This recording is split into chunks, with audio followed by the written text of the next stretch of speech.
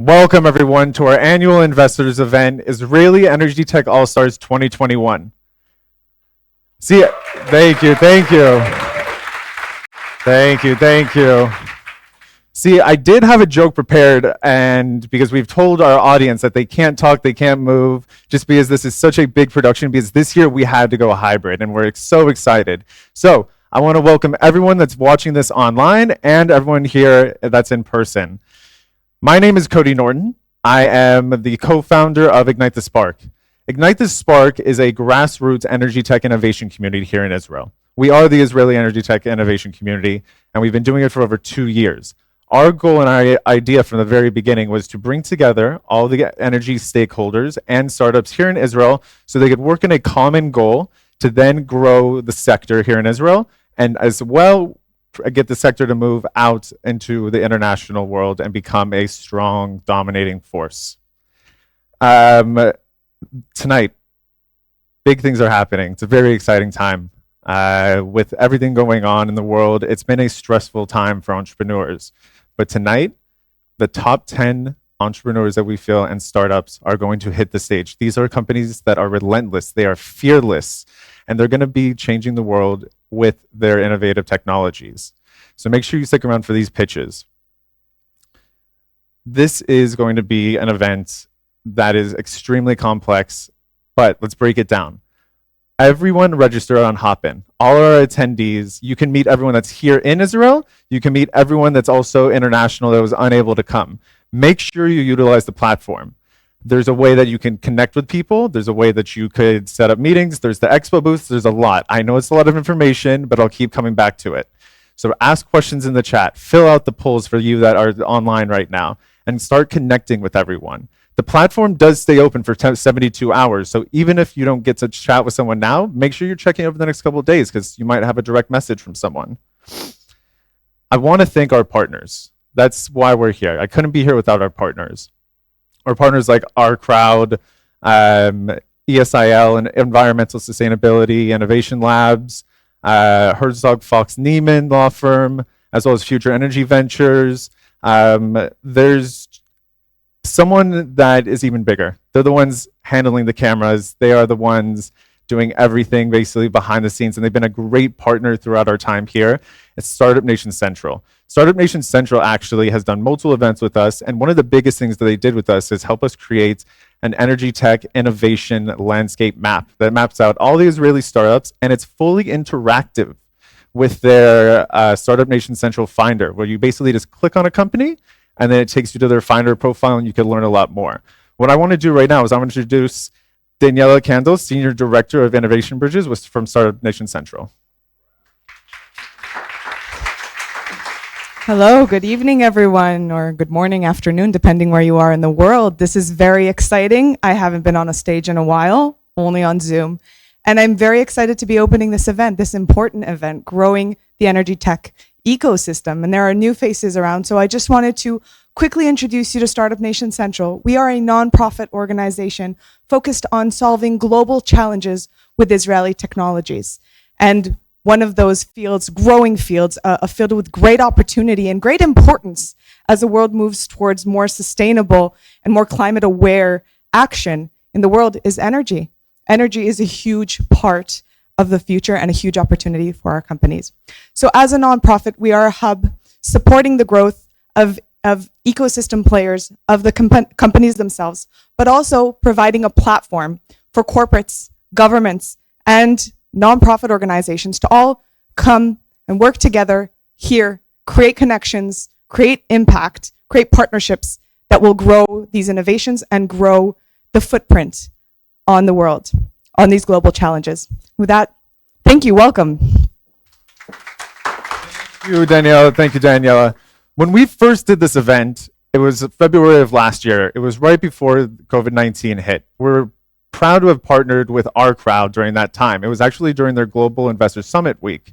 Unfortunately, due to certain circumstances, they're not doing it right now, but OurCrowd is still an amazing partner of ours. And I'd like to introduce Dan Fischel, partner of strategic innovations at OurCrowd. Strategic initiatives. Thanks, Cody. There is one superpower in the world, only one, that can effectively fight climate change. You know which one? Which superpower I'm talking about? Actually, that's a trick question. I'm referring to you guys, to the entrepreneurs in this room. It's what you do. That superpower is technology. And technology can succeed where our governments have so far failed. Now, you know what's the oldest cliche in the book of tech startups? The oldest cliche is making the world a better place. 10 years ago, in any startup pitching event that I've attended, not in energy, every startup from every sector would make the world a better place. Now, fast forward 10 years, clearly you must be ridiculed, or you will be ridiculed in almost all sectors, with the exception of very few. And Energytech is one of them. So we at OurCrowd, we're extremely excited to partner with Ignite the Spark for the second year in a row in supporting Energytech in Israel and around the world. OurCrowd is a global investing platform, startup investing platform. We raised about $1.8 billion, invested in about 260 companies, 27 funds, 5 incubators. And we allow accredited investors from around the world to join us on our deals on the exact same terms that we invest. We've been privileged enough to invest in 5 companies, 5 energy tech companies so far. H2 Pro, an Israeli company that manufactures, that has developed a way to manufacture green hydrogen. Dandelion, US company that makes geothermal heating and cooling systems. And Varied, Israeli company, develops HVAC systems that reduce energy consumption by up to 40%. Arcadia, it's a marketplace in the US for wind and solar farms. And last but not least, Locust View, which developed a management platform for energy companies. So we definitely look forward to investing more in energy tech. So please come and speak with us and make the world a better place. Thank you very much. Thank you, Dan. Thank you so much. Thank you so much. OurCrowd has been an amazing partner with us. Definitely reach out to Dan via the platform. You just have to go into the right as you see the chat, and you just tap people. You could search Dan, and then you'll be able to connect with him. Now, time for a keynote speaker. This is someone that I've met. She is a very lovely individual and has great insights into this sector in this field. Her name is Christina Karapataki. She's with Breakthrough Energy Ventures. Hi, Christina. How are you? Hi, Cody. I'm good. And you? I'm doing great. It's been a long time since the last time I saw you in February. How's everything been? It was, and I'm really sorry I can't be there in person with you guys. But yes, last time I was there in Israel was last February. I know, it's a shame. When do we get to see you next? Maybe one of these companies will entice you to come and check out and be back here in Israel? Hopefully by the end of the summer, I'll be able to make it back. Hopefully so. So I'll turn over the stage to you and let you fill in everyone with your thoughts. Excellent. Thank you very much, Will. Thank you very much, everyone. It's a really pleasure and an honor to be here with you today, even if only virtually. I know from last year all the energy in the room. I really hope you have a great event and we hear from some great companies. So for today, I thought I would give you a little bit of an overview on Breakthrough Energy Ventures. We get a lot of questions around the group, and we thought giving you an overview in the areas where we're interested and how we're set up to invest in climate tech innovation will be a great way to start. And then I'll also show you some data about why I think it's the best time to be a climate tech entrepreneur at this point in time, and then finish with our activities in Israel. Let me share my screen, and I might need to ask the organizers if you can see it.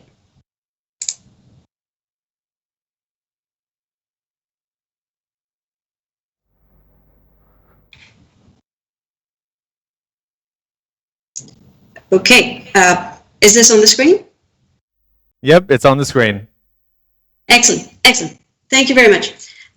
So Breakthrough Energy Ventures is a $2 billion fund, mostly based in the US, but operating worldwide. And really the origins of the group was in 2015 at the Paris conference, the Paris COP, where Bill Gates, who's currently the chairman of our board, and it was really the champion of the Breakthrough Energy Ventures group, started an effort to work with governments across the world to reduce greenhouse gas emissions through a program called Mission Innovation.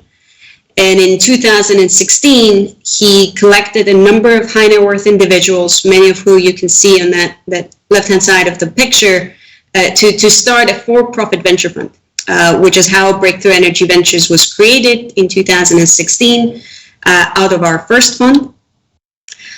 We have fully deployed and invested in about 50 companies since then, and as of early this year, February 2021, we started investing out of our second fund, BV Fund 2. The way we quantify how we want to make an impact and invest in this climate tech technologies is we frequently refer to it as this 0.5 gigaton target.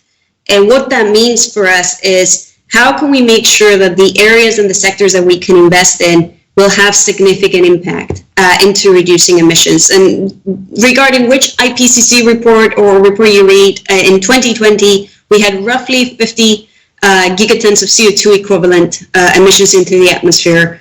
We want to find technologies that will reduce those emissions by at least 1%.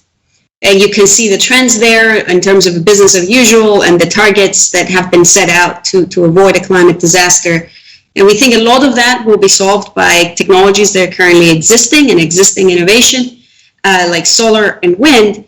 But we think there's still a gap. There's still a gap of breakthrough energy technologies. This is the technologies that all of you in the room are developing that can be a major factor in reducing emissions and will be needed to get us to that point.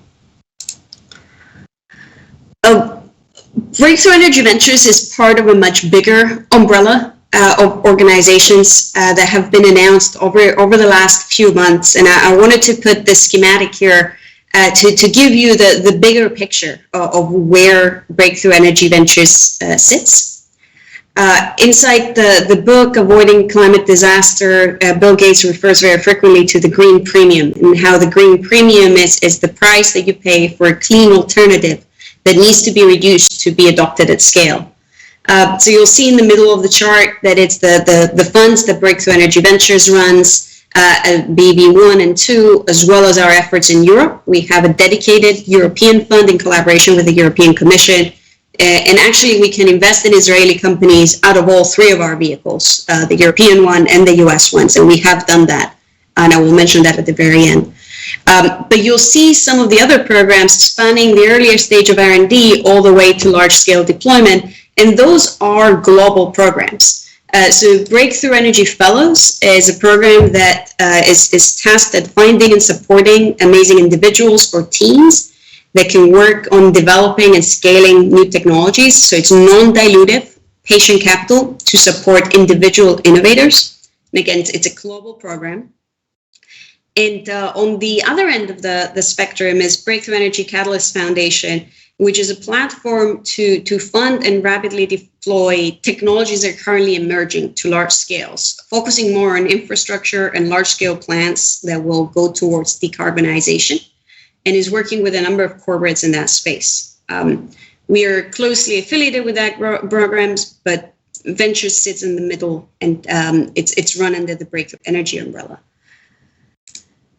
In terms of how Breakthrough Energy Ventures is set up and why we think we are different and how we think we can support the ecosystem and work in the ecosystem, I've already mentioned our greenhouse gas target and our impact there of 0.5 gigaton per year in all the areas that we invest, 0.5 gigaton per year reduction if that technology is built at scale.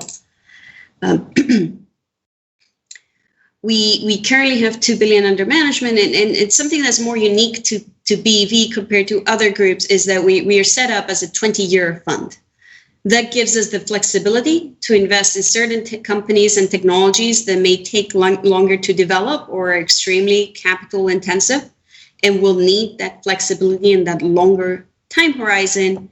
But whenever we make investment decisions, we try to meet and invest in companies that are consumerate with other venture funds that invest alongside us.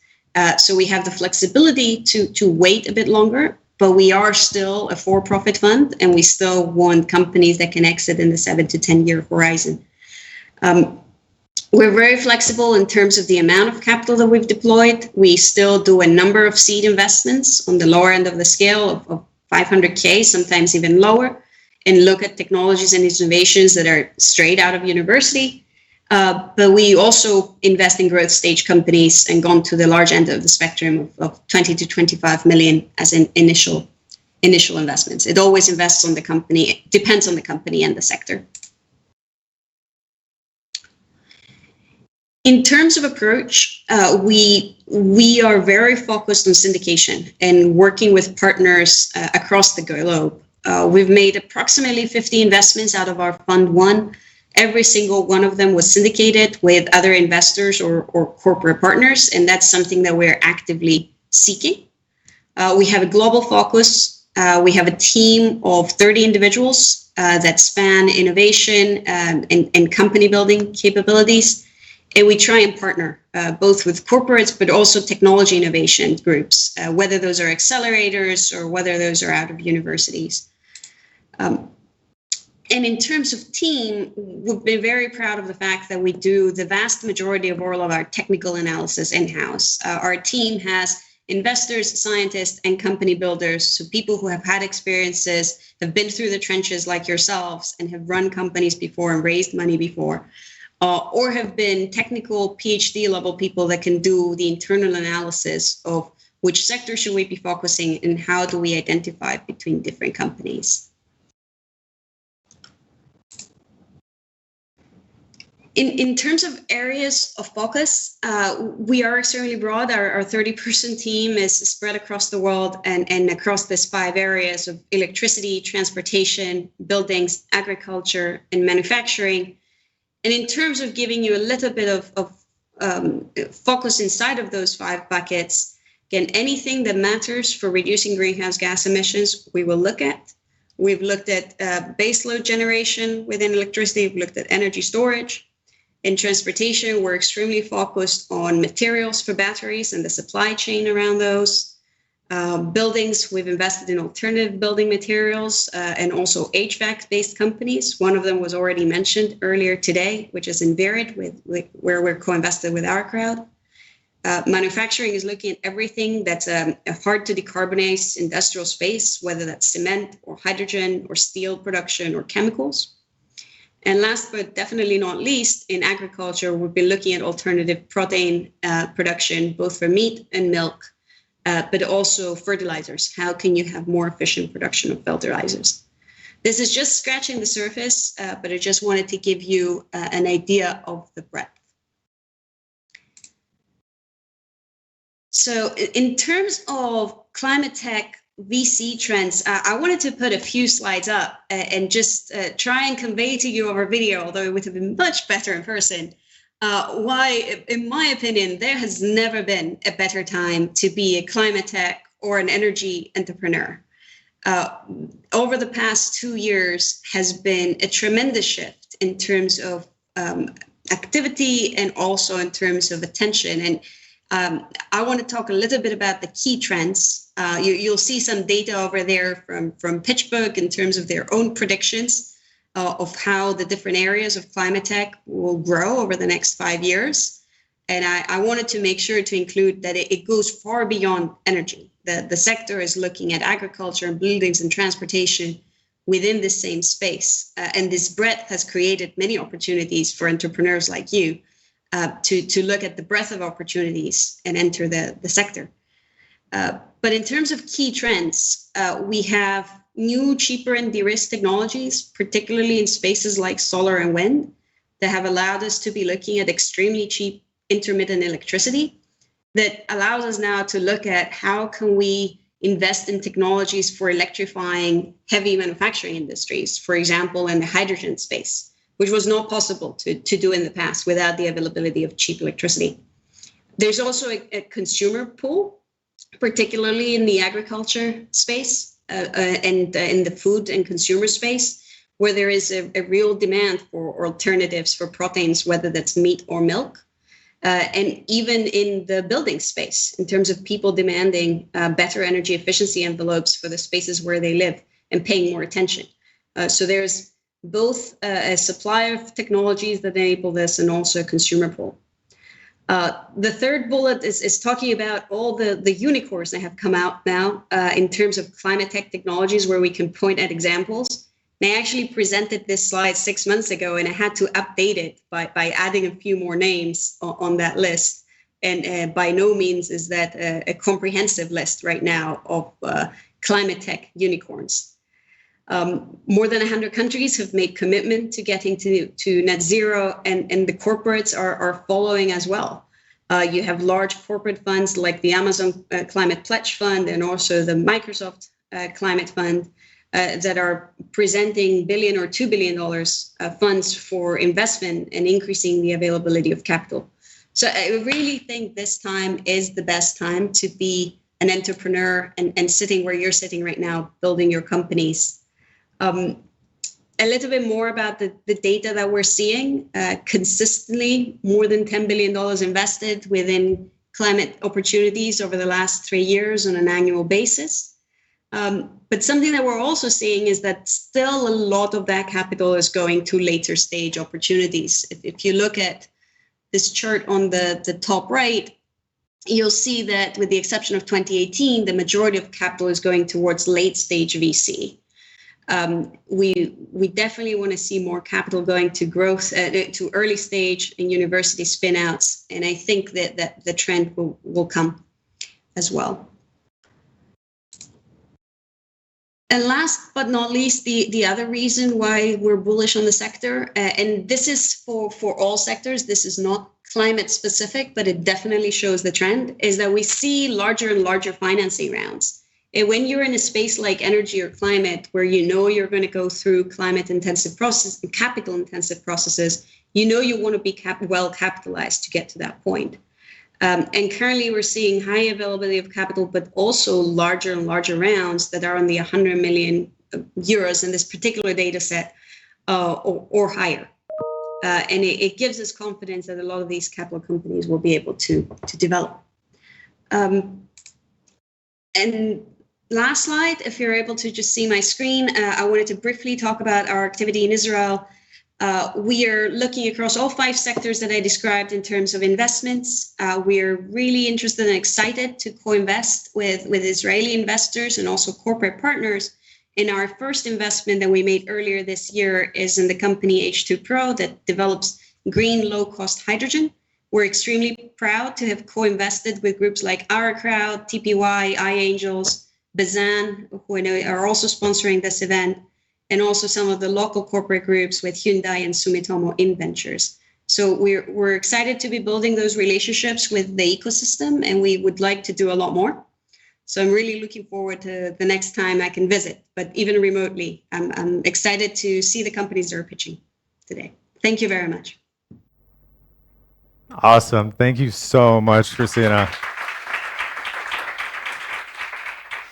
There was definitely a lot of info there. A lot's being covered overall by Breakthrough Energy Ventures. And I think that Israel can definitely be a key asset, and you've started to get a foothold here, and you have great partners that you've already worked with. I would definitely, suggest that people reach out to you via the platform, send direct messages, connect there. But before I let you go, what advice do you have to these 10 brave startups that are going to be pitching today? I mean, we have early stage, we have growth stage, and post IPO as well. What kind of advice would you give them? Yeah, so for the pitch, I would say you have extremely little time, right? 3 minutes. So I think your objective would be to get the information that grabs someone's attention and get a full set 1 hour meeting after that and be memorable.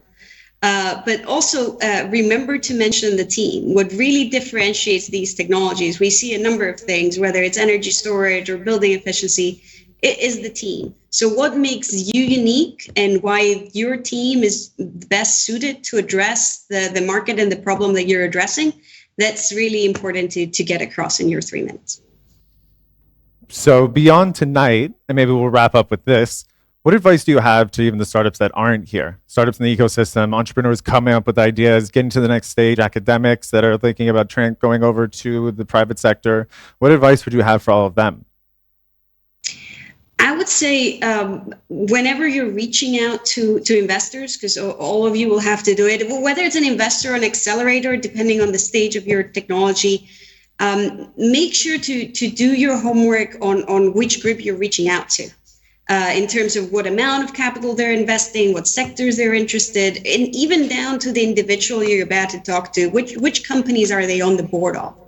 Because that can make the difference both in terms of saving your time so that you don't go after some of the groups that may not be a fit for you, but also making a great impression, especially if you looked at some on boards and can make a link based on what your company is doing and exactly the fit of what that investor is looking for. That will maximize your chance of a successful meeting.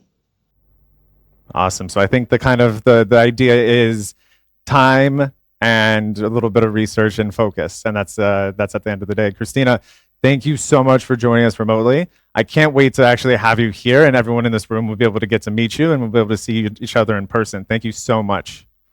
Same here. Thank you very much. Thank you. All right, let's do it. Let's get into it. This is why we're all here. This is the startup portion. We're going to get into the pitches. So we're going to start with the early stage startups. I'm going to hop off the stage in a second and actually have one of our partners come up and host it. His name is Eli Simbalista. He's with ESIL, Environmental Sustainability Innovation Labs. And so I'm going to have Eli come up right now and take it over.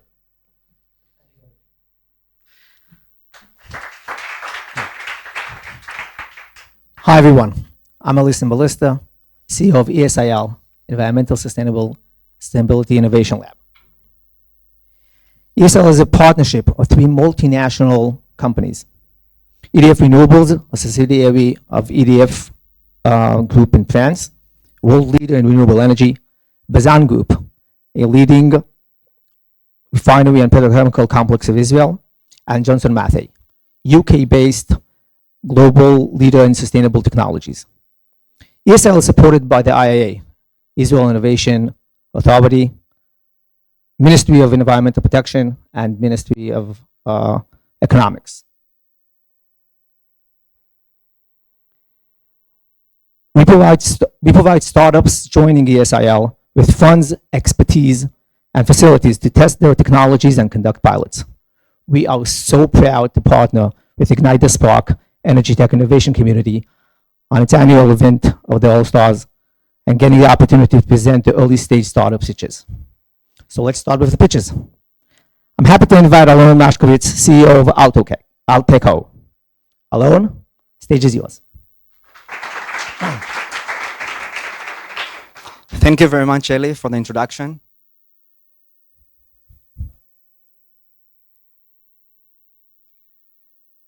It's an honor to be selected to present at this event. I am very happy and excited to be here. My name is Alon Mashkovitz, and I'm the co-founder and the CEO of Alteco.ai. Our mission is to lead industrial and commercial organizations to reduce their energy consumptions, saving them money, time, and maintain their equipment health. By the way, we also reduce gas emissions and contributing to the environment. For the past years, I have worked with hundreds of commercial and industrial organizations. Most of them manage different kinds of budgets, but when it comes to energy budget, most of them struggle to manage it. This is due to large volumes of data and lack of energy-related data-driven decision-making. Imagine yourself that you manage dozens of different facilities or industrial factory with dozens of different machines. In order to take energy efficiency actions, you need to install massive amounts of sensors, integrate with multiple data sources and different systems, and also to recruit expensive manpower. It requires massive investments. Our state-of-the-art energy management platform with unique capabilities of identifying the working devices and machines at your facility, saving you time, money, and gives you immediate insights, alerts, and recommendations for energy efficiency actions need to be done. Our team includes energy experts that has been grown on the field. Roy Fadida, leading our operation and product, Dekel Yaakov, our CTO, and Dr. Yuval Beck from the University of Tel Aviv with extensive industrial and academic background, specializing at power engineering and smart grids, leading our research. Till now, we were bootstrapped, and we recruited paying customers, and we are looking to expand and deepen our value to our customers. We're also in further negotiation with potential customers locally and abroad. We're looking for factories who are looking to save to reduce their costs on energy expenses. We look for commercial organizations who need to manage their dozens of facilities and lead to energy efficiency actions, and also to utilities, they're looking to give much more value to their customers. We're looking for partners who will join to our mission to reduce energy consumption, investors with strong connections to commercial and industrial sectors, organizations with significant energy consumption worldwide, utilities, and smart meter manufacturers. Come and join us. We're here, contact us. You can visit our website and talk with our team online. You can reach me by mail and by phone. Thank you very much. I wish good luck to the startups. Great pitch. Where are you going? I have a question for you. Yes. So this is a very, very crowded space. How do you guys differ yourself from your competitors? First of all, our expertise of our team and the unique technology that giving much more value to the customers that has never seen before. And when they get the insights and the alerts that will lead them to cost reduction, we did our mission. Thank you very much. Thank you very much. Good luck. Thank you. So the next one, I'd like to invite Sally Manaswa, founder and CEO of Yafa Technologies. Sally, come on up. Thank you. Thank you, Eli. Good evening or good morning, everyone. I'm Dr. Salih Manasra, founder and CEO of Yafa Technologies. And together with my great team, we are developing a unique microscale compressed air energy storage technology that uses air as a natural storage medium that is readily available anywhere, anytime. It's not to be produced, it's not to be transported, and has no issues with recycling. So delivering altogether a truly environmentally friendly, long duration energy storage that is low cost and has lifetime longer by factors than other solutions.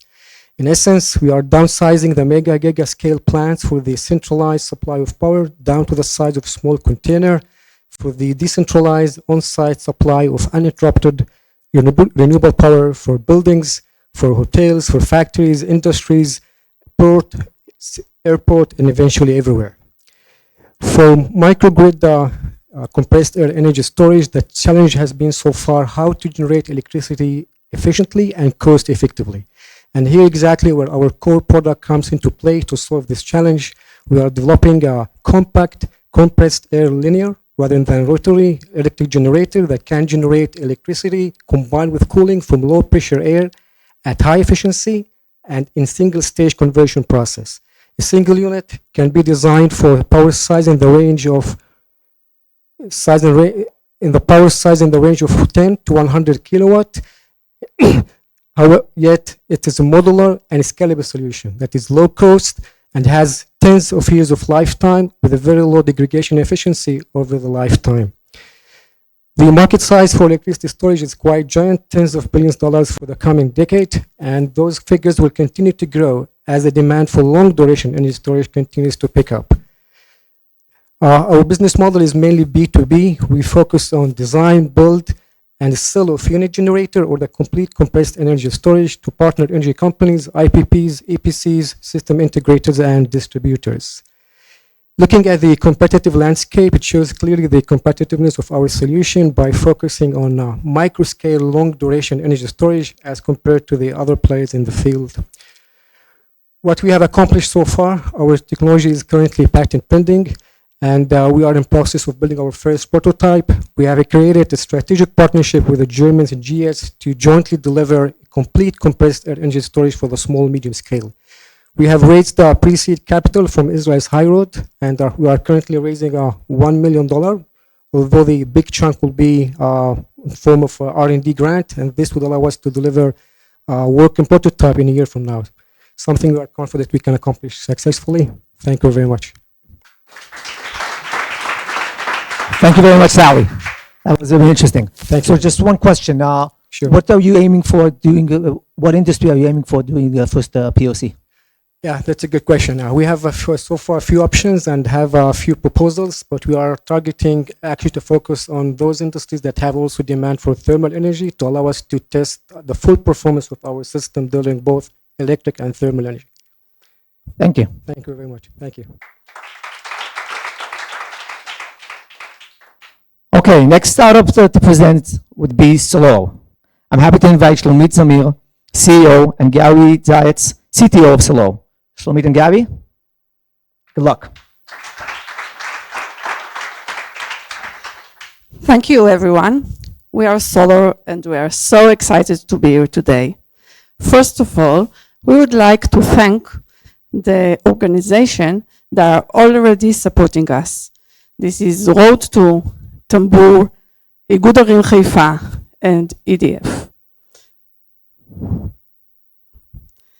The sun is the greatest gift that our planet got. It is endless source of energy. However, only 1.3% of the global energy consumption is harvested of the sun. Why? Why don't we use more of this free energy source? And can we do better? To answer this question, we have to examine first of all the challenges of solar energy. So today, the factories of solar cells actually require very high investment in the infrastructure. That's why most of the solar cells are fabricated by a very small number of factories, and they're mostly concentrated in China.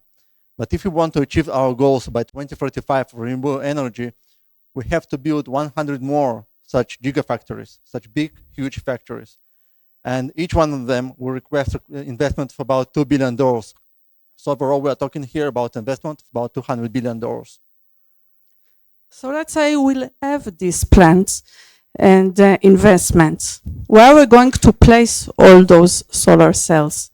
How much energy are we going to invest in producing them and shipping them around the world? My name is Shlomit Zamir, and this is Gary Zayetz. We both have PhD degree in the field of material engineering, and we have experience in R&D and management.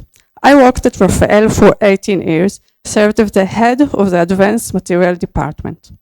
I worked in Rafael for 8 years, and after that conducted PhD and the postdoctoral research in the field of nanotechnology for electro-optical devices. We are thrilled to work with Dan Vilensky and Professor Barshan Kamat.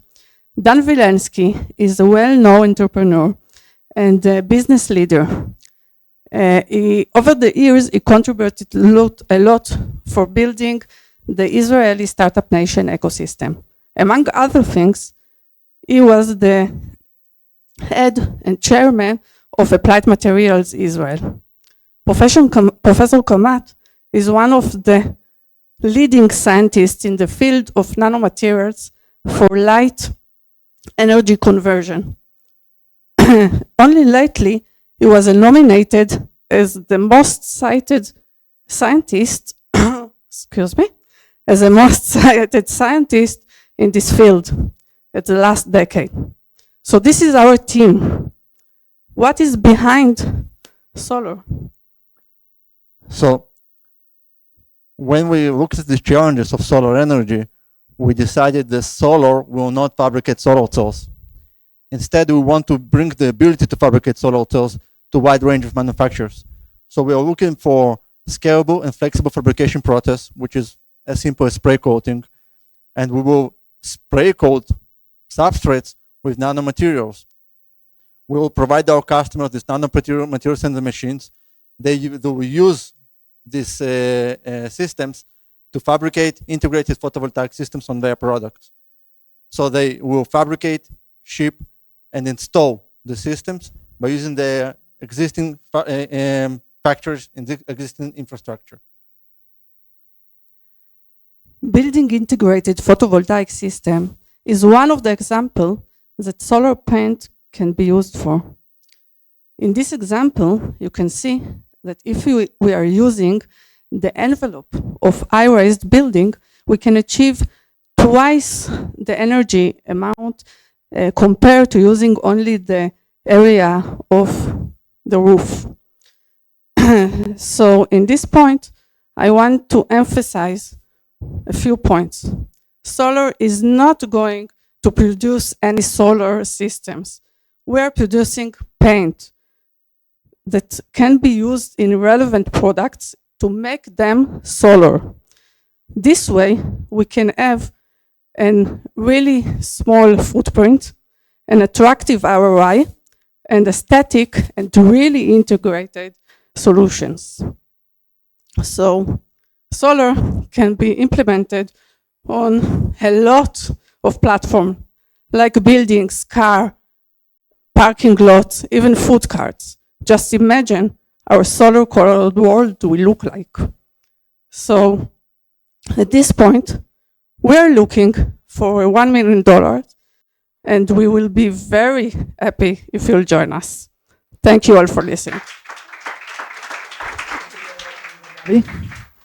So what is the most exciting application for your technology? Well, actually, we have some disagreement here because Shlomi imagines all these buildings in Tel Aviv covered with our paint. And for me, I'm worried about Tesla that I want to buy. I don't want to charge it every day. So these are two most attractive industries in our case. And I guess we'll have to make a call to Elon Musk at some stage. Thank you very much. Good luck. Thank you. Finally, the last startup presented by the early stage track. I'd like to invite Kirill Didol, CEO of Sowillo. Kirill, go ahead. Hello.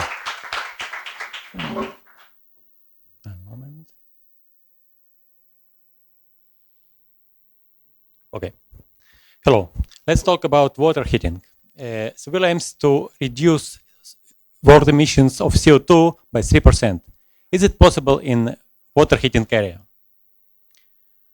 Domestic water heating is responsible for about 13% of total energy consumption, and already about 100 million apartments connected to centralized solar thermal systems around the world. Those systems have saved to their users about $10 billion annually, but they don't. Currently, systems are not monitored and not optimized, and is causing up to 60% increase in hot water bills. This happens because limescale, insulation degradations, dirty and broken collectors, inefficient heat distribution in the heating system, usage patterns, and many other reasons. Our team have about 72 years of cumulative experience in management, in 48 years in software, and 38 years in hardware development in world-leading companies. And we have developed IoT device and cloud algorithms that this device can be connected to any part of water heating system, like water tanks, thermosolar collectors, valves, heat pumps, and so on. Those devices are interconnected by wireless mesh into one intelligent system, and this system monitors energy consumption, efficiency of energy productions, heat losses, and learns user behaviors in order to provide exact amount of heat to every user and maximize green energy usage and minimize water heating bills. And we can do this by very significant savings for centralized systems. We have several installations in Israel, and we have started to sell our devices. Same device is aimed to manage water heating recuperation device. The problem that about 75% of energy spent for heating is drained to sewage. What if we could to take this energy back to the water heating system? That's exactly what our device do for centralized water heating system in residential buildings and for commercial dishwashers and laundries. This project is backed up by Ministry of Energy. And we have received very promising results in our laboratory and searching for, working for pilots for this device. Up to date, we have received $450,000 as angel investment, $150,000 as Ministry of Energy grant, and we look for $1.6 million in current round. Thank you very much for listening. Thanks a lot, Kirill. That was very interesting. So what did you say what this first installation was? First time installation was 4 years ago, and it works today. Thank you very much. Thank you. Thank you, Kirill, and thank you all startups presenting at the early stage. Cody, back to you. Thank you, Ali. Thank you. Early stage startups, the 4 of them, each of them have a session. You'll be able to, at the very end, go chat with them. They have representatives that you'll be able to have a conversation with. Remember, these are early stage companies. They need pilots. They need you. They need investment. A lot of these technologies can do wonders, and they just need a little help in that. This isn't an international event. We have an international partner that's going to be joining us right now. I want to invite up Jake Roseman. He is the Senior Vice President of from Antenna Group. Hey, Jake, how are you? Hello. Good to join everyone today, and great presentation so far by all the startups. Excellent job to the pre-seed and seed group. I was going to ask, what do you think about the event so far? But you already did that. We did a hop-in event. We did a hop-in event back in September, actually, whenever we did a North America event, and that's where we launched the ecosystem landscape map. You've partnered with us again. I think we're going to plan to do something again. What's so exciting about Israel to you? What, in terms of Antenna, maybe explain a little bit on Antenna Group and what you do and why Israel kind of has your focus. Yeah, absolutely. Antenna Group is an integrated marketing and public relations firm focused on clean tech and sustainability, mobility and automotive technologies, real estate and real estate technology, and healthcare and life sciences. So when we look at the Israeli market and you look at our focus from a sector perspective, all of those sectors are really, really hot in Israel. And so, we've worked with a lot of the, early innovators in the space. And, when we look at Ignite the Spark, we see that there's a really important role, that the organization is playing as a catalyst for, the Israeli Energytech ecosystem. We've been really excited to partner in the past and think that, Ignite the Spark's done a great job at connecting the ecosystem to partners in North America, Europe, Asia. Really, really excited and about the prospects of the rising ecosystem in Israel. Thanks, Jake. I really appreciate the kind words. And it's a little unfortunate. We have like a long distance relationship. We've never actually met in person. So I'm definitely looking forward to us meeting in person. Something that Jake's actually going to announce at the very end of the event. There's going to be a surprise for the startups and everyone. So Jake, we'll see you again. Sounds good. Good luck, everyone.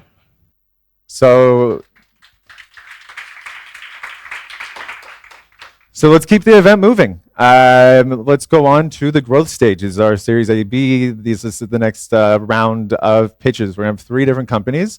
And to run this is going to be technology partner from Future Energy Ventures, Mr. Boaz Kanter, which I could definitely say Boaz has always been a great advocate for Ignite the Spark. So I'm happy that I'm able to share the stage with him. Thank you, Cody. And I want to thank you, and I want to thank all the organizers for organizing such a great event, and especially you, Ignite the Spark, who really did a great job. And your job is usually such an important job, like nurturing the local energy tech community. So thank you for that, and thank you for having us in this event. So I'm with Future Energy Ventures. If you can go back one slide, please. The Future Energy Ventures, that the future of energy relies a lot on ventures and innovation. This is why E.ON, which is one of Europe's largest power utilities, launched Future Energy Ventures, which is the venturing platform of the company. We are a team of 18 people. We are energy experts, technology experts, and venture capitalists capitalists sitting in Silicon Valley, in Berlin and Europe, and of course in Tel Aviv. We invest in Energytech ventures in the widest scope of energy that you can imagine. Until this day, we have invested over 250 million euros in over 60 startup companies in North America, in Europe, and of course in Tel Aviv. And before presenting the first startup in the category, I would like to actually stress to the other investors in the audience the importance of our role. I wrote a couple of words because I think this is an important topic. Now, seeding a startup is an in-house work for the entrepreneurs, but growing it requires working with the market. And as we know, especially in the energy space, this is a very difficult work. And this is where we come in. Our job is not only to provide capital. Our job is to help. Our responsibility is to help our startups reach the market and scale successfully. We owe this. The startups rely on us. The seed investors rely on us. And of course, most importantly, the market relies on us to help them with the energy transition. So without further ado, I'd like to welcome to the stage the first startup in the growth stage category. The startup is called Sparkion, and I would like to invite to the stage Avram Edelstein. Hello. Hello, everybody. My name is Avram, VP R&D at Sparkion. So electrification is a hot topic today, and everybody wants to ride a Tesla. But what happens to these batteries at the end of the road? So batteries are getting out from the vehicle when they get 80% of capacity. Then actually, they can end up at trash, which is unwanted. They can go to recycling, but this solution is not fully available today. And even if it was, we offer to take it into another step and actually utilize that in energy storage application. We will enjoy lower cost, circular economy, and reduce production of new cells for this application. But life is not that easy. Actually, a battery pack acts like a chain and perform like its weakest link. So for example, if we are going to charge the pack on the upper side, we will see that the second cell is just got to the upper limit voltage, and then we would not be able to charge the rest of the cells. The same in discharge, actually. So we would not be able to enjoy from the capacity of the rest of the cell just because of the weakest link. So what if I can just bypass these cells at these times? That's exactly what we're doing at Sparkion. So we invented actually a storage operating system that uses smart switches. We call them Spark Switch. And it allows us actually to reconfigure the battery during charge and discharge, and by that to optimize the battery. This is done with our algorithm. And it's actually ideally for second life cell, which is cells which are unmatched or mismatched. So our solution is a hardware and software solution that together, combined, we can optimize a storage system. This is an installation of ours, Adoda Sharon, installed with second life cells, supporting limited grid connection for EV charging, and fully integrated with drives, which is an operating system software for EV charging management. A little bit on the market on second life cells. So according to McKinsey, batteries are going to pile up. And actually, by 2030, they can meet the entire energy storage market demand. So I don't know if it was clear, but we're talking on tsunami. It's a tsunami of batteries with 6 million packs in 2030, storage capacity of more than 15 times the electrical generation capability of Israel, and just weights above 300 Eiffel Towers. So instead of getting hit by this tsunami, we suggest ride on it. So we are a strong team of engineers at Sparkion and professors that are going to unlock the true potential of second life cells. Thank you very much.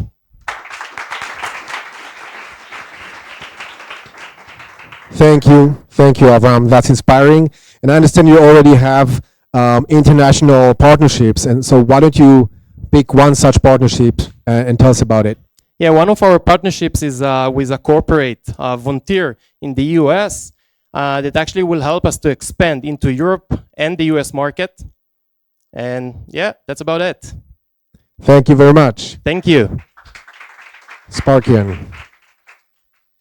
Next to the stage, I'd like to invite Boaz Peled to introduce his company, First Airborne.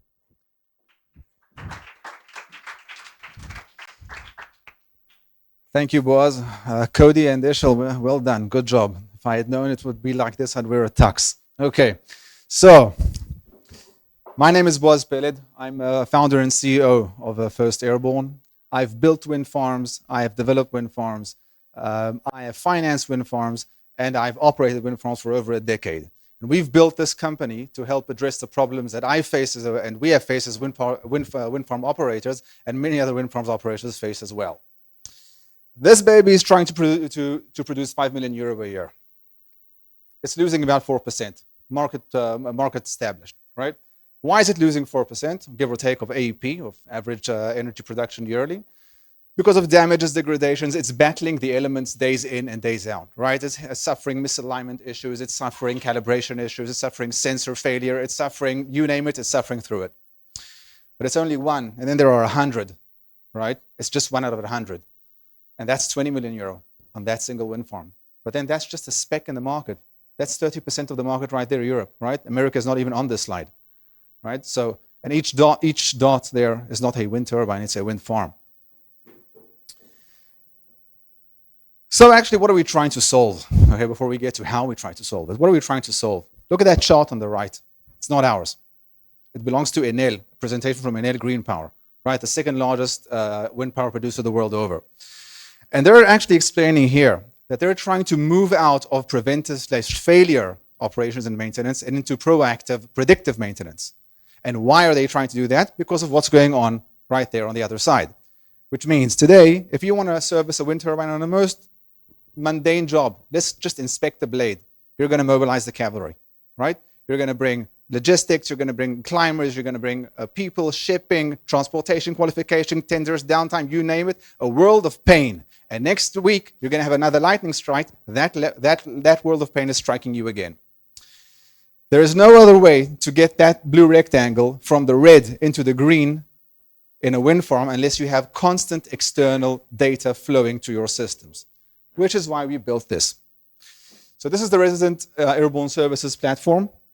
It includes a marine-worthy docking station, a highly wind-resistant aircraft, our special sensor, which I'll say a few words about, and most importantly, our FabCore software platform, which is essentially a SaaS platform for a 100% automated robotic service on site throughout the year, actually permanently on site. Here you can see a customer site in operation these very days. But the customer doesn't care about all of that at all. The customer only cares about this. Okay, what are the services that they get? From their point of view, it's a SaaS platform. Platform is for us. The hardware platform is for us. The software platform is for the customer. And we provide a great many amount of robotic services, external services on site, which include visual, inspection, dispatch, performance, you name them. We're replacing currently manned services with robots. Why? Because marginal cost of a robot is 0, right? Whereas manned marginal cost is variable cost. And that's a business, a doomed business eventually. I'm going to hover just over one single service because we won't have time to go into all of them. But I will say this, have a look at this little rocket right there in the middle. That's a patent today in America and in Europe and in Israel. That is Windborne, our very own drone-deployed wind measurement instrument. And basically what it does, it goes between turbines and asks them how they feel, right? It measures the wind harvested by the wind turbine at that very moment. Now, this is a question that wind park operators have been struggling with since the inception of wind power, which, by the way, is the biggest global addition to the energy mix for the last few years and will be in the foreseeable future. And if you look at current technologies, and why are we doing this? Because we want to match the question of what is the raw material and the energy value in the raw material, right, versus the production of the machine. And that's where, that's where all the all bad stuff starts. So if we look at current technologies and look at this layout over here, just over my, I don't know, it's my left-hand side or right-hand side, you see layout of 70 machines. Current technologies, especially LiDAR technologies, which weigh 100 to 300 kilograms, right? We weigh about 60 grams. They can performance test a single turbine in 3 months. That entire wind farm, we're doing it in the entire one in 3 months. One turbine versus 70, performance tested within a month. Remember that 4% AEP? That's how you get it back. Data from customer sites is flowing in. Obviously, we've used the best ones for this slide. We're looking at significant returns on service charges, which is expanding our pipeline very aggressively, which is leading us to this very final slide. What do we actually have here? We have here market know-how and tech know-how. Our 12-strong R&D team is all manned by defense tech specialists coming from different companies, including the ones that were mentioned here earlier. That has transformed into a technology, a suitable technology, which together with a suitable business model is generating customers which are saying yes. And now is the time for scale, right, for dominance. And this is the 2021 race. If you're interested in natural monopoly, let's have a word. Thank you.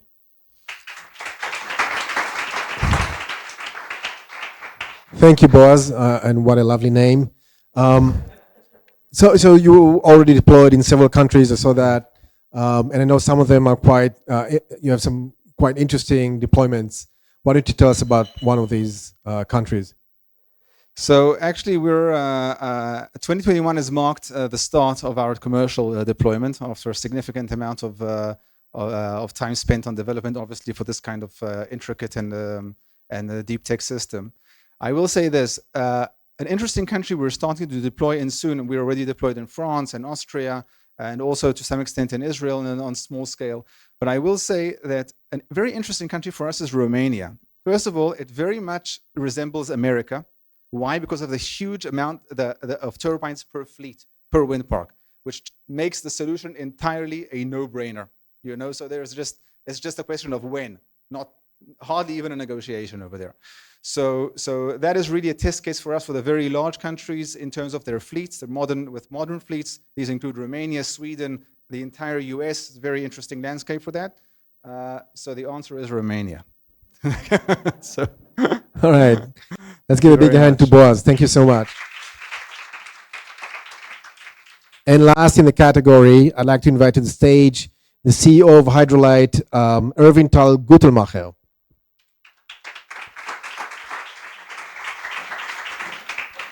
Well, thank you, Boaz. Hello, everyone. My name is Erwin-Tal Gutelmacher. I'm the CEO of Hydrolite, and I'm very, very pleased to be here today to present the company, our innovative hydrogen technologies, as we just got out of the stealth mode recently. So hydrogen, you heard about it also in the entry session of this event, is the hottest thing in the Green Energy Center recently has become.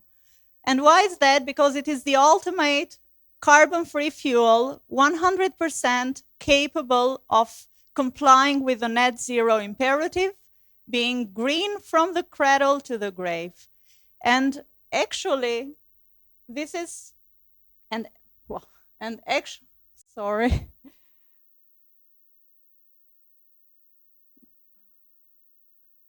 Sorry,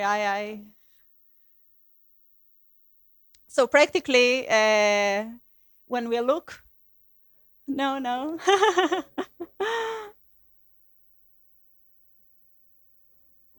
No. Okay. So who are we and what are we doing? At Hydrolite, we develop fuel cells and electrolyzers, which are the workhorses of hydrogen economy. And we have been around a long time. Actually, we were founded in 2016, spinned off from Elbit Systems, the largest defense electronic company in Israel and among the top 30 in the world. But the technology development goes way back beyond that. 12 years ago, with $45 million practically being invested through the 12 years of technology development. So it's a deep tech. Hydrogen field is actually comprised by deep technology.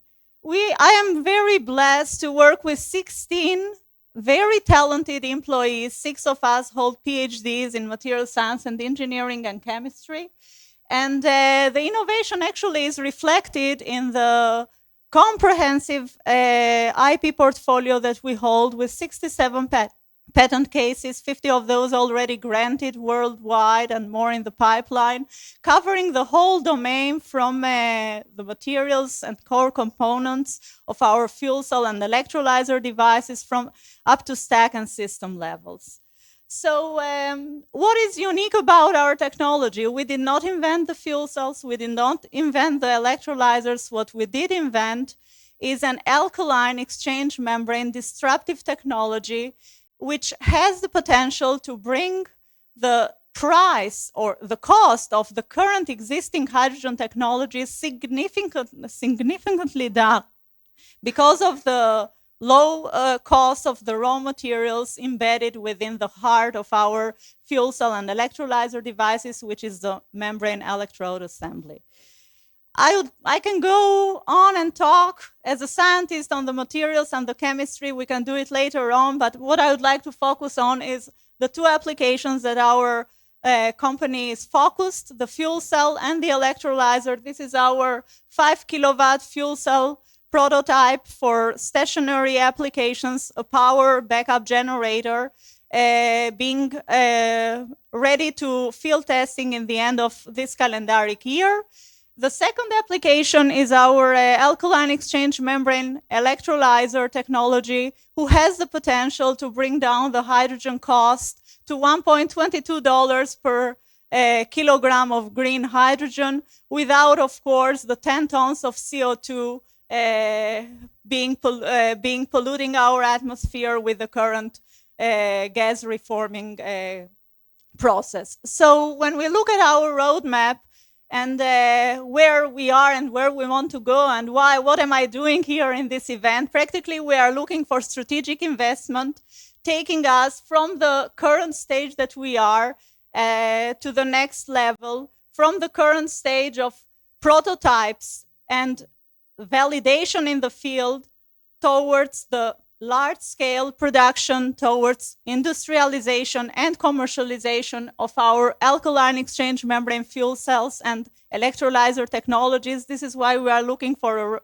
a round of Series B of $20 million of investment. And please contact us either at the website or later on in this event, and thank you very much for your attention. Thank you, Irvin. What a great presentation. Now, providing hydrogen, like lowering the cost of hydrogen, is a big value proposition in this market and a big message. What's unique in your technology that actually allows this value proposition? Well, yes, you're right. Actually, indeed, the blessing that we hope to bring in the hydrogen economy sector is the lowering of the cost, and this is due to our alkaline exchange membrane technology, which practically gives or enjoys from the benefits of both worlds. The world of traditional alkaline, enabling us to choose a variety of low-cost materials like low-cost catalysts, low-cost hardware, and low-cost ionomeric and membrane materials, as well as the presence of a solid-state polymer membrane, like in the next generation of PEM fuel cells and devices, that practically allows us to enjoy the benefits of high efficiency, fast dynamic behavior, and fast turn on and offs for both electrolyzer and fuel cell systems. Okay, you had me at you're right. Thank you very much, Irvin. Thank you, Hydrolite. At this point, I think we've seen all the 3 companies in the growth stage category, and I'd like to invite back to the stage Cody. Thank you, Boz. Great job. And I'm happy to take back the hosting, even though you did such an amazing job yourself. Look, we've been through 2 rounds right now already. I think what we have come to realize is that there's a lot of diversity within our ecosystem. And that's something that we promote. I think just representation as a whole. Ignite the Spark is a community at the end of the day. We have an academia community. We have a women in energy community. We look to push the entire ecosystem together. Find someone from our team here, find someone online from our team, find anyone in this ecosystem and get to know them. Especially, let's talk post-IPO. This is a little bit different. We've never had something like this before. So I want to invite Hanan Aviv. He's partner and he's the head of high tech for Herzog Fox Neeman. And I want you to take it from here and introduce some of these amazing post-IPO companies in our ecosystem. Great. Thank you, Cody. So I'm Hanan Haviv, a partner and head of the high-tech group at Herzog Fox Neeman. We are the leading law firm in Israel. And we are very excited to be part of this event. And thank you, Ignite the Spike, for organizing that and inviting us. So this year was a very exciting year for the sector. A lot of attention, both internationally and locally. A lot of activities, both investment and commercial activities. We were, as a leading law firm, we were involved in many of that, including the investment of Breakthrough Energy in H2 Pro. And obviously, OurCrowd was also there. And we are glad to continue to support that. In addition to that, there was a lot of activity on the public space. I counted in the last 18 months, 15 companies that became public, both in Israel and abroad in this sector. And those companies, while they are public, they still need the help to grow. So I think that this is why we are here. And let's move to this stage. And the first one would be Finergy, and I would like to invite Gabriel Levy, Director of Business Development. He's joining us from Italy. So, Gabriel, it's your turn. Hi, everyone. So you must be wondering, who is this guy, and why is he holding a block of metal? Well, where you see a block of metal, I see energy, a lot of energy. And we at Finergy have developed a clean, safe, affordable way to release that energy. My name is Gabriel Levy. I'm Business Development Director at Finergy. And before I tell you how we release energy from metals, a few words about us as a company. So we were founded in 2009. We have over 50 employees. We're based in Israel, and we have joint ventures in India and China. We have over 30 patents. And just this year, we were listed on the Tel Aviv Stock Exchange, which was obviously very good news for us. We have three main lines of business: clean energy backup systems for critical sites, range extension batteries for electric vehicles, and grid scale renewable energy storage. And these are some of the companies that we're proud to be working with. The metal that I'm holding here, aluminum, is the most abundant metal on Earth. It is 8% of Earth's crust, and it is the product of an electricity injection, which usually occurs in places where energy is abundant, clean, and cheap, like hydro dams in Norway or Canada. We at Finergy know electricity injection and release the energy that the metal contains. And the product of that reaction can actually be recycled back into aluminum, creating a fully circular value chain. How do we do that? Well, if you think of a scuba diver, he obviously has to carry an oxygen tank in order to breathe. A fish, on the other hand, obviously knows how to breathe through its gills and breathe the oxygen around it. We at Finergy have developed artificial gills of fish that know how to breathe oxygen from ambient air, oxidize the metal, and release the energy that it contains for a variety of applications. Our first solution is an operational, commercial, clean energy backup system for critical sites. It has significant benefits over alternatives in terms of logistics, product lifetime, environmental impact, and obviously costs. This specific system is already deployed at dozens of telecom sites at Israel's largest mobile operator. And we're also working on pilots both in the telecom segment as well as backup for data centers all over the world. Our second solution is a range extension battery for electric vehicles. The reason some of you may recognize the now former Israeli energy minister, as well as the Indian Minister for Oil and Gas, is because in India, we have developed an EV ecosystem for the distribution of our technology. We have a 50-50 joint venture with Indian Oil, where we leverage their network for the distribution of our technology. And we also have partnerships with leading auto manufacturers. The vehicle that you see here is actually an electric rickshaw by Mahindra Electric. And with our technology, its driving range is tripled from 130 kilometers to 400 kilometers with just a 5-minute energy reload process. Our third solution uses a different metal, zinc, but it is based on the same artificial gills of fish that know how to oxidize zinc and release the energy that it contains from renewables whenever, wherever it is needed. And we have recently partnered with Doral for the testing and deployment of our systems at their solar fields.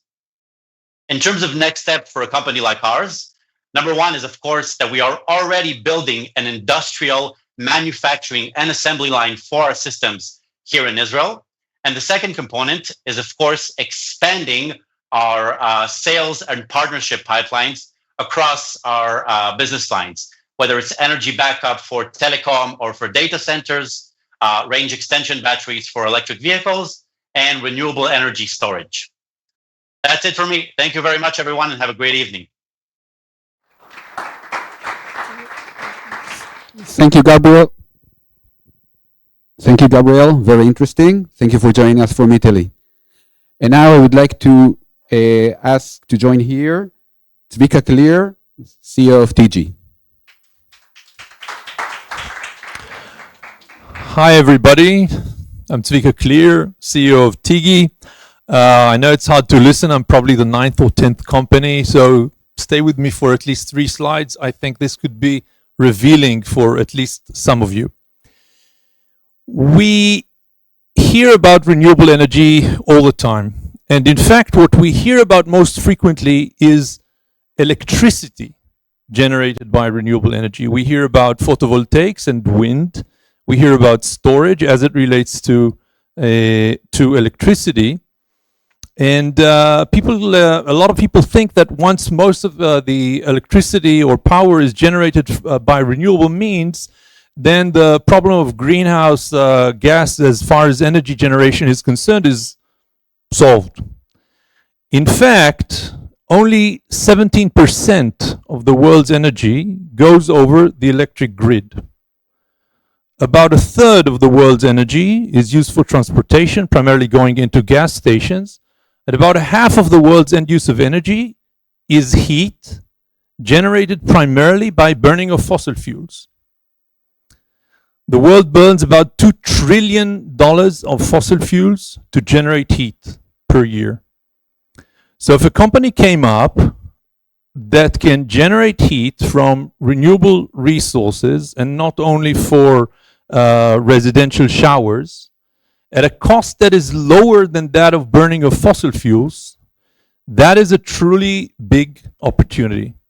This is TG, and this is something that we're already doing today. Last year, I was standing on this stage and saying that we got to the point where we need more financing to be able to launch or kick off our go-to-market plan. And indeed, we were successful in raising financing through an IPO on the Tel Aviv Stock Exchange. And that means that you can already share our journey through shares that are on the Tel Aviv Stock Exchange, and that we are already launching our go-to-market plan. I'll use this opportunity to say a few words about the team. Originally, I'm an electrical engineer. I started an activity that turned into a very successful NASDAQ-traded company. I was later CEO of a company in the 3D video domain that I sold to Microsoft. And for TG, I actually joined my father. My family comes from large chemical textiles. We have very, very good understanding in industrial process heat. The team is comprised of very experienced managers that developed, built, and exited companies in multiple fields, and there's a lot of expertise in the team. So what have we developed? Firstly, we developed a new type of solar thermal collector that works extremely efficiently in generating heat at temperatures not for the 40, 50 degrees Celsius that we get from normally for showers in residential solar thermal, but up to the boil, including in freezing conditions. This technology is has already 40-something granted patents behind it.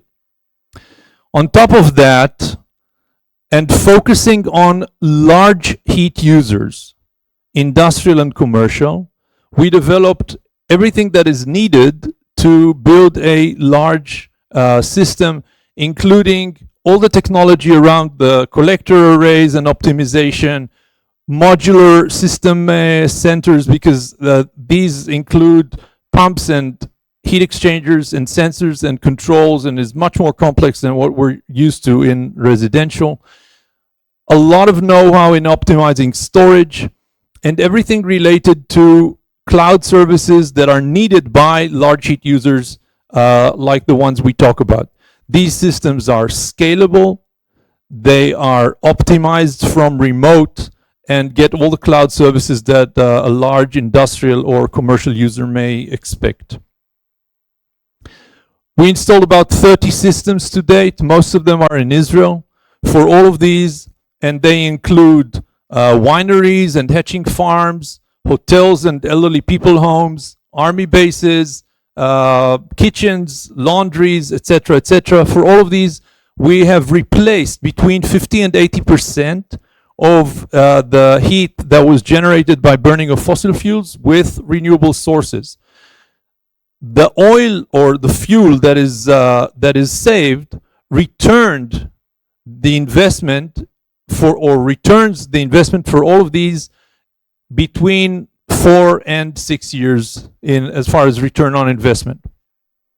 And so if this is not financed and is not getting any subsidy, which is available in multiple places, including Israel, but I'm not taking that into account when I say 4 to 6 years return on investment. So since the technology has a life of 20 to 30 years, this calls for a new business model that we're launching now, which actually goes to finance these systems and sell the heat. So the customer does not pay, does not have an upfront investment, and at the same time, we are selling the heat at a cost to the customer that is lower than if he was burning fossil fuels. For Tigi, obviously, this is going to be a recurring revenue and higher margins, so this is very lucrative for Tigi. To sum up some of the things that I mentioned, this is, we believe, a huge opportunity, a very experienced team, a proven technology that is already installed, and as I mentioned, we have gone public, but if anybody out there wants to join us, we're happy to take in more money and run faster. So thank you very much. Vika. Thank you. Thank you. And next, and probably the last one, I would like to invite Ilana Shushan, General Manager North America at Nostromo.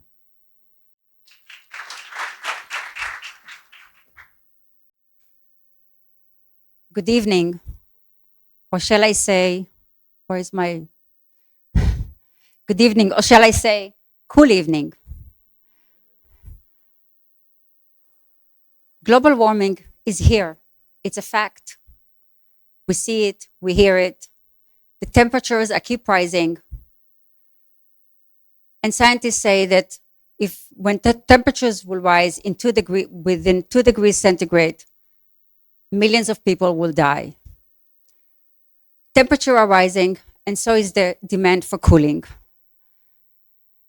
Since 1996, demand for air conditioning has tripled and is expecting to be tripled by 2050.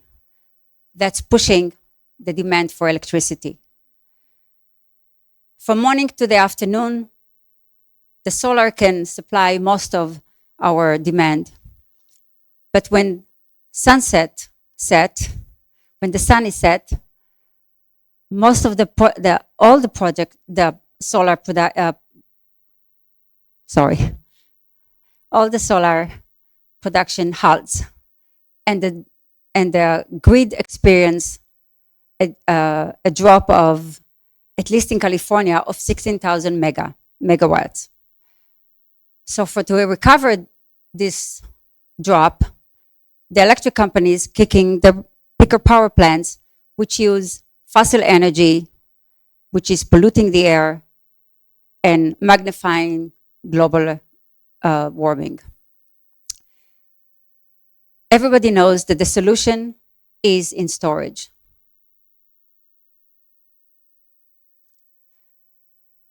Our inventor, Nostromo's founder, Yaron Ben-Nun, which is here, and I wish you would see him, set a goal for himself to develop a green storage technology that will take off the air-conditioned demand of the grid. He developed a water-based battery.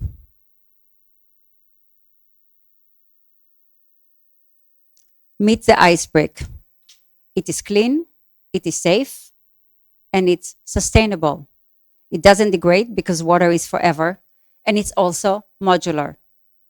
We store energy when it's most cost effective at the customer site, and use it to cool the building when the energy is polluting and expensive. Our customers enjoy saving money, gain lead points, and if they want to, they can add EV stations to their parking lots without investing in increasing infrastructure of their electricity.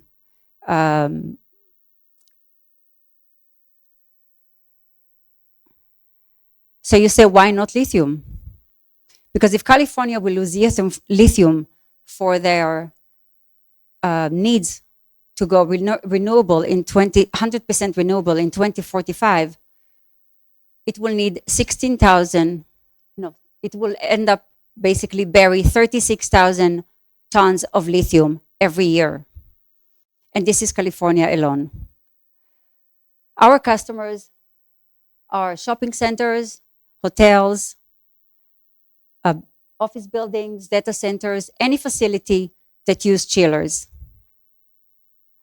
The idea is that by installing Nostromo systems in many buildings will enable the grid operator to control the buildings and basically reshape the way cities use electricity.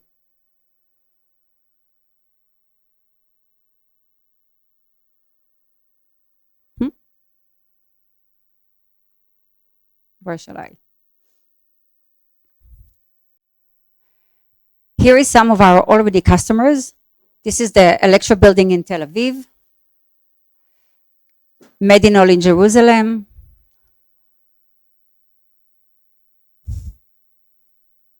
Sandstone in Los Angeles, Westfield, Topanga Mall, and we're going to be installing in the Beverly Hills Hotel before the end of the year, which is huge because Beverly Hills Hotel will send a message to the world that this is the right thing to do.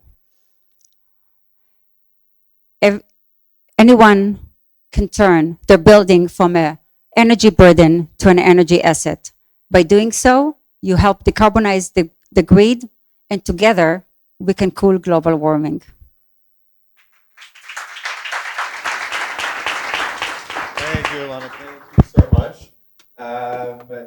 It's actually funny that you ended on Beverly Hills, as I am from Beverly Hills, so I can't wait to go back home and see Nostromo sitting on top of one of those buildings. So, a lot has happened, a lot of innovation.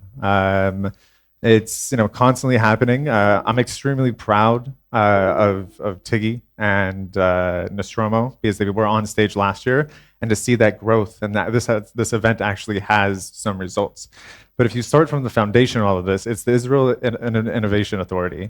We have Mr. Ari Ziegman here to come up and kind of describe just a little bit about what that happens.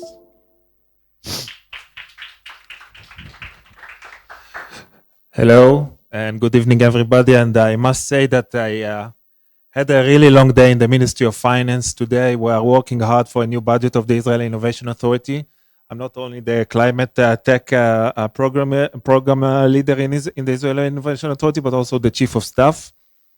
So really, we're really working hard. And when I see, after a long drive from Jerusalem to Tel Aviv, I come here and I see the very positive atmosphere here is really encouraging and tells us and reminds us what we are all working for. So thank you both Asher and Cody for this magnificent event and for hosting it together with us.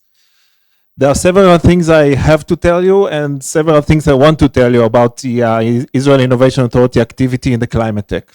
So first, we have a variety of programs supporting you guys from early stage to later stage through innovators, non-dilutive money, almost 85% of your project. So come and ask for this money, okay? We are working bottom up, meaning all technologies can come to us, be evaluated and get money. We won't say no to an energy sector company because it's a market failure by definition, but a cyber company, I cannot tell you, but we want energy companies and climate tech, so come to us and get the money, okay? I won't say it's easy money, but it's here for you and it's non-dilutive. So this is what I had to tell you. What I wanted to tell you is that something big is happening in Israel in terms of climate tech ecosystem, okay? We see it all across the board. You know, I describe it as a boiling pot of water. Before the steam comes out, you know, the water molecules start to move, you know, more and more faster and aggressively, and this is what we see today. And when I took the climate tech program leader role, people told me, okay, you need to put on your armor if you want to talk about climate tech in the government, in the Israeli government. So I took the armor and ready to open the doors, but the doors is open. Okay, it's very, very surprising and encouraging. Okay, Minister of Energy, Ministry of Education, of Environmental Protection, our new minister in the Minister of Science and Innovation. It's the first time we have a minister dedicated to lead the innovation. She comes from the energy sector. Okay, she was a regulator of the Electricity Authority. She wants to promote. She put money in the ESG sector a long time ago. She wants to promote it. All doors are open. So it's great. Okay, it's a great vibe. I want to encourage you all that we work hard, okay, in order to expedite and raise the entire ecosystem from academy to small to large entrepreneurs, pilot programs. We are here. We will do something great together with all communities and with Ignite the Spark. Just to finish, we have in a couple of months, okay, another great event hosted by Cody and Eshel. I think it will be the largest hackathon in the field, 3 months also almost. So, okay, it's something to look out for. So thank you for this great event and thank you. I appreciate it. I appreciate it. So that was just a sneak peek of what we're going to be doing in the future. So I told you there's going to be a surprise for our startups. Our startups didn't even know about this coming into this, what the surprise was going to be. So I want to bring back up Jake to join me and tell the startups about the surprise and who the winners are and what they're going to get. Absolutely. Well, first, just congrats again to all the participating companies. So many exciting solutions highlighted today.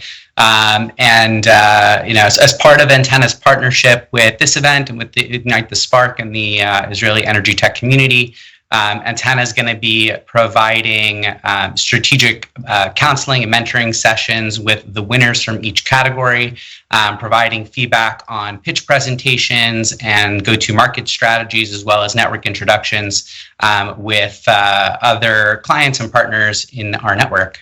So excited to have an opportunity to meet one-on-one with the winning companies and you know, see how we can connect some dots and help out. Well, Jake, do you want to announce who the winners are? So this is exciting. Very excited to announce the winners here. In the pre-seed and seed category, we have, drum roll please.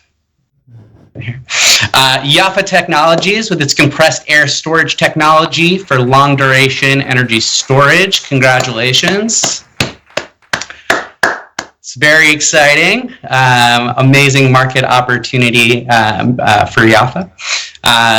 In the growth stage category, Series A and B, we have first Airborne, autonomous drone solution for wind farm monitoring and inspection. Congratulations, another amazing market opportunity. Love the chance to play with one of those drones at some point. We'll have to talk offline about that, but that looks like a lot of fun.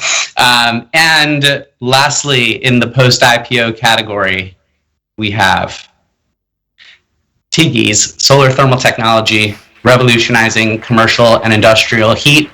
Congratulations, everyone that participated. Congratulations to the winning companies. Yeah, looking forward to meeting with the three companies in the coming weeks. Awesome. Thank you so much, Jake. And hopefully we get to meet soon and we'll talk about our event later on this year. Thank you for joining us. Great. We'll see you in New York. Yep, see you in New York, buddy. So, the event's over, but not over yet. The main stage is going to be done in just 1 second, but we still have our expo booths. The expo booths will be there. Starting now, you're going to have sessions and open networking. So how the sessions work is you will then go into just on the left side of the screen, you'll click sessions, and then every company that's been on stage has their own session. You'll be able to go in, share your audio, video, and just ask them questions. Ask tough hitting questions, get more clarification. Maybe, these were short 3-4 minute pitches. Now this is your time to really connect with them. Then at the same time, you have networking where you just click I'm ready, and then you'll be able to network. The platform stays open for 72 hours. Find people, connect with them. I want to thank all our sponsors, all our partners. I want to thank everyone here that did join, everyone online that joined. There's a lot of you that are now supporting energy technology here in Israel and here at the same time. And we couldn't be happier.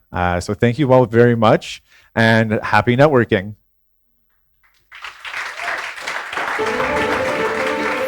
So